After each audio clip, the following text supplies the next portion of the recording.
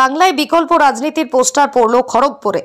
পশ্চিম মেদিনীপুর জেলার খড়গপুরে শহরের গিরি ময়দান চত্বরে আজ সকালে এলাকাবাসীরা দেওয়ালের মধ্যে বাংলায় বিকল্প রাজনীতির পোস্টার লাগানো অবস্থায় দেখতে পায়।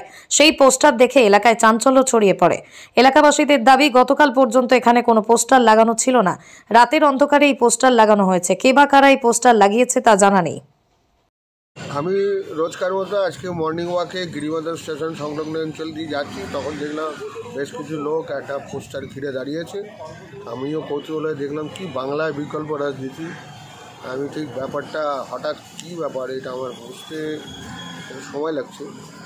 এগুলো কি আগে এখানে লাগানো ছিল? না, আমি তো রোজই আসি, আজকেই দেখলাম প্রথম। রাতের অন্ধকারেই লাগিয়েছে বলে আমার ধারণা।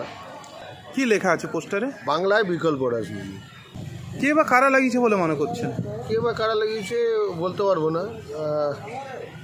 এটা কি হচ্ছে এও ঠিক বোধগম্য হচ্ছে না। আমার নিজস্ব মতামত হচ্ছে যে কিছু খড়গপুর শহরে কি এটা বিভিন্ন জায়গায় লাগানো হয়েছে, কি বলবেন? এই মুহূর্তে তো এটাই খবর পেয়েছি, আর জায়গায় লাগিয়েছি কিনা আমার জানা নেই। লাগালে নিশ্চয়ই খবর আসবে, আপনাদের কাছেও আসবে, আমার কাছেও আসবে। আপনার নাম? আমার নাম অমিতেশ।